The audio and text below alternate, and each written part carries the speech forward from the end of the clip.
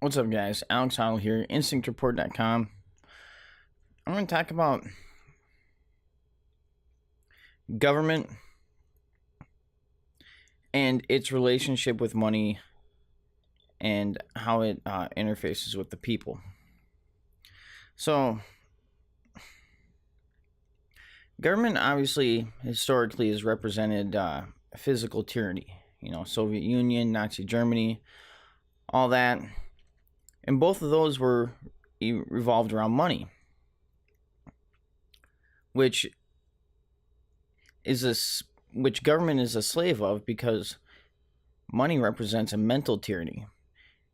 You see all these counts of people in American prisons or Soviet work camps or North Korean camps where, yeah, they're under total physical repression. They might die, but there is a mental liberation there because you don't have to worry about bills. You don't have to worry about any of this stuff. It's completely in the past at that point. And so you can't bring up the word tyranny without talking about money. But you also need money, because not all of us can extract resources that everybody wants.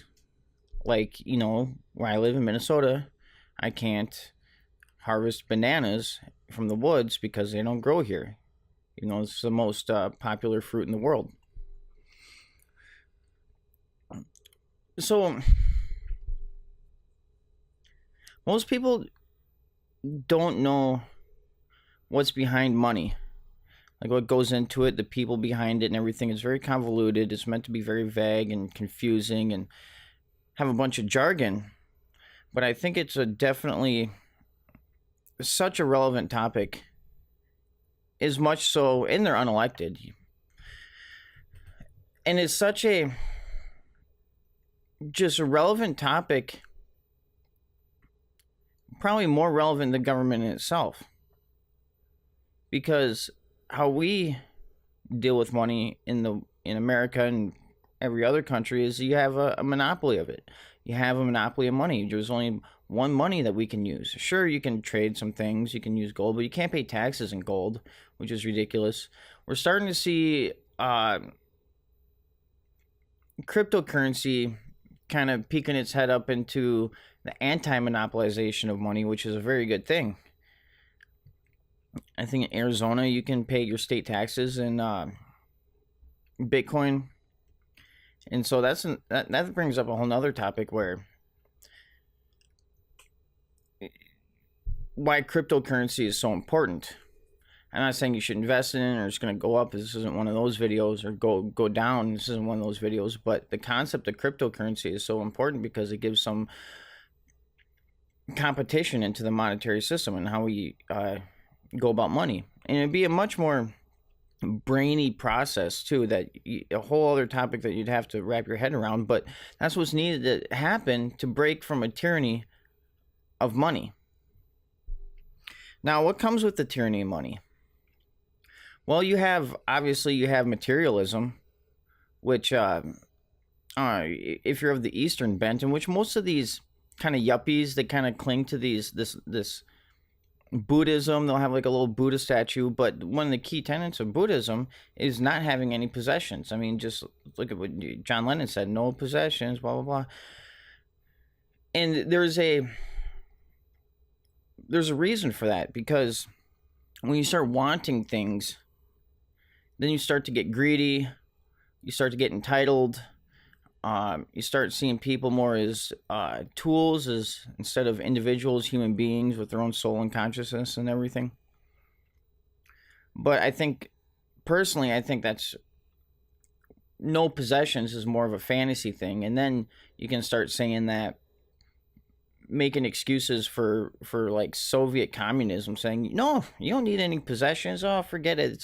Everything's going to be from the state, which is just which it doesn't even need to be said. It's bad. Okay, I mean, what, 50 million people dead, starved, not good. And even that was based around money. The whole concept of Bolshevism and communism and Marxism is all around money in class, like, different classes of people. So we aren't going to be a free society if we don't have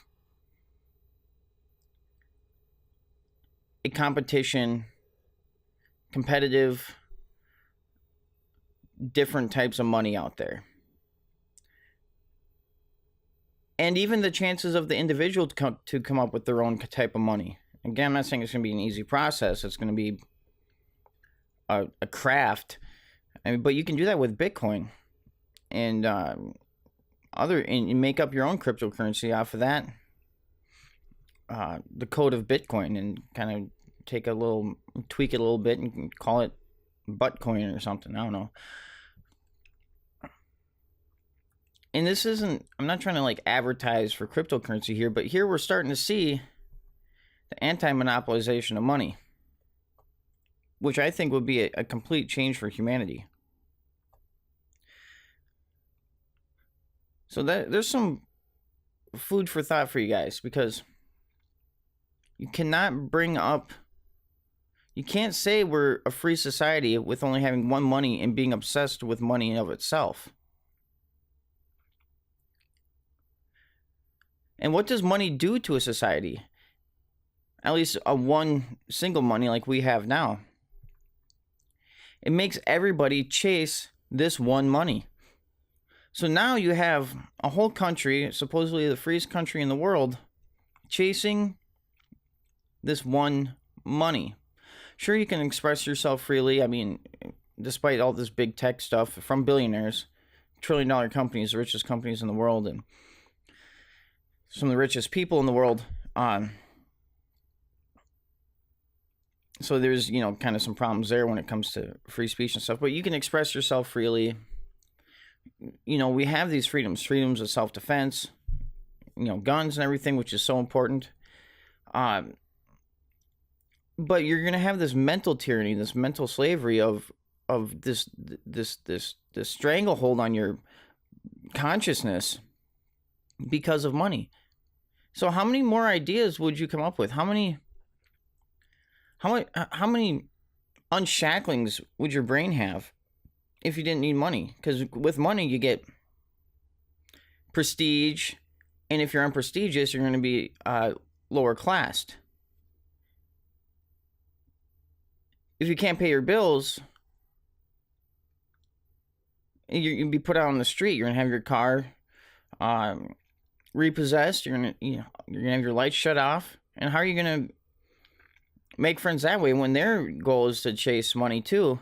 And you have all this evidence that you're not chasing money, or you suck at chasing money, so that makes you a devalued person. But at the same time, if everything was free, there'd be no human incentive to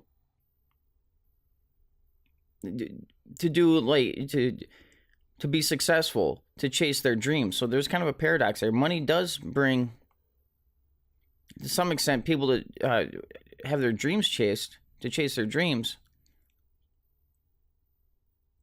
But if you give out free money, you can also be pretty darn lazy. So I'm not saying I completely know a solution. The best what we have now is having a competition of different types of money out there.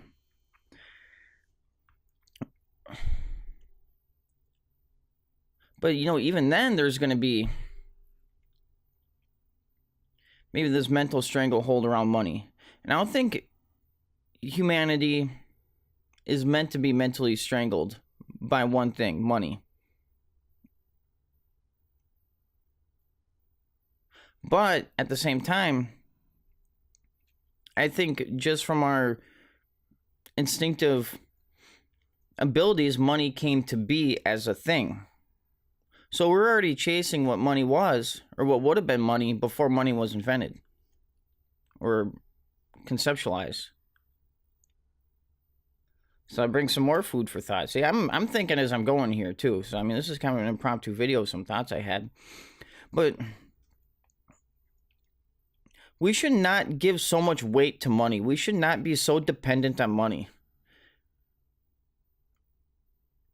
And then with this, I mean, if there's a concept of, if we had free energy that was off the grid, then you wouldn't have to pay electric bills. That would take care of a lot of things right there. And then that brings up dependency, like independency, like being off the grid, and having some chickens and eggs, and making your own flour, and then harvesting your own pigs and stuff like that.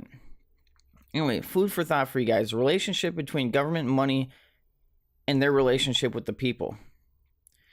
So you should definitely give some more thought into the process of money, where it comes from, the people behind it. And one book I recommend dearly is from G. Edward Griffin, The Creature from Jekyll Island. I mean, it really gives you a mindset of some of these people. I mean, you thought the psychopaths in government trying to, play politics was bad, and using all sorts of, butt talk, and just saying lies everywhere. Here you have these people that are actively trying to usurp governments by controlling their money, by getting them hooked onto debt, and then need more debt to pay off the old debt. And then before you know it, these countries are controlled by the banks. And there's a real tyranny there. And it translates in society as a mental tyranny. And I don't think we can call the United States a completely sane society when they teach in the schools that you can pick your gender, and the kids don't even know what gender they are, and all this sexual confusion and this materialism. It's pretty insane. And then the rap music that is just a big advertisement for materialism, just like the worst aspects of society that you get in this gangster rap music. Just, I'm gonna beat that ass. I'm gonna shoot a motherfucker. Got the ice on my wrist. It's just poison feeding into the public, and especially the black public too, because these are the people propped up by rich white people as the influences, as the role models for black society. And then you have Colin Kaepernick, which is also an Uncle Tom, and I'll do another video on that because it's worth noting here, even though I'm a couple days late in the news cycle on it. Whatever. But till next time, you guys have a good one. InstinctReport.com, Alex Hoddle.